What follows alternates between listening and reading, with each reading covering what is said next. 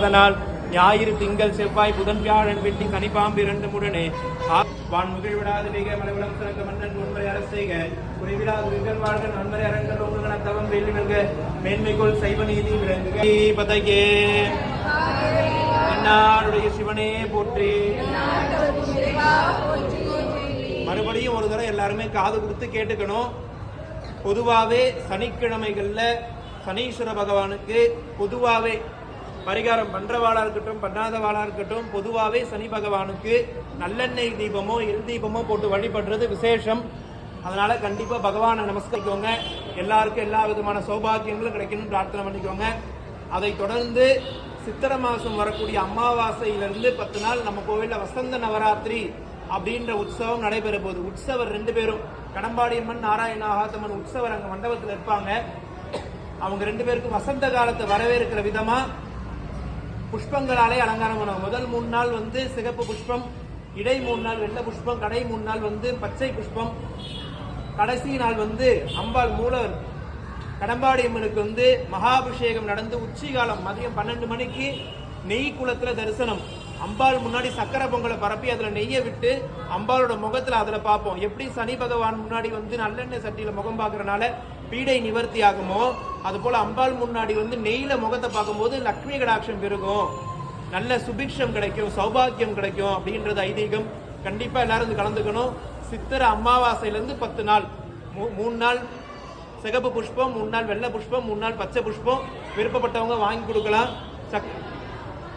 குடும்பத்துல இனிதே சுப நிகழ்ச்சிகள் நடைபெறணும்னு வேண்டவங்க சக்கரை பொங்கல் செய்யறதுக்கான உபயங்கள் ஏத்துக்கலாம், பக்ஷணத்துக்கான உபயங்கள் ஏத்துக்கலாம்.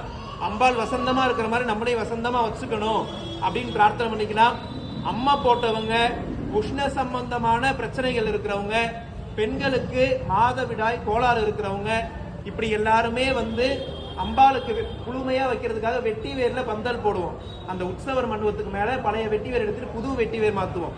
உஷ்ண சம்பந்தமான பிரச்சனை இருக்கிறவங்க, அம்மை நோயால ரொம்ப பாதிக்கப்பட்டவங்க, பெண்கள் பொதுவா குறிப்பா பெண்களுக்கு மாதவிடாய் கோளாறு இருக்கிறவங்க சுவாமியை குளிர்விக்கும் போது தேவையற்ற இந்த சஞ்சலங்களும் பிரச்சனைகளும் நிவர்த்தி ஆகும் அப்படின்ற ஐதீகம்.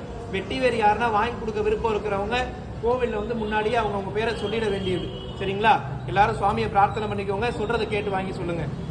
நம பார்வதி பதையே ஹரஹர மகாதேவா என்னாடுடைய சிவனே போற்றி, எந்நாட்டவர்க்கும் இறைவா போற்றி, எல்லாம் வல்ல இறைவனுடைய திருவருள் துணை கொண்டு இன்றைய தினம் நாங்கள் அனைவரும் ஒருங்கிணைந்து செய்யக்கூடிய இக்கூட்டு பிரார்த்தனைக்கு பரிபூர்ணமான அனுகிரகத்தை தாருங்கள்.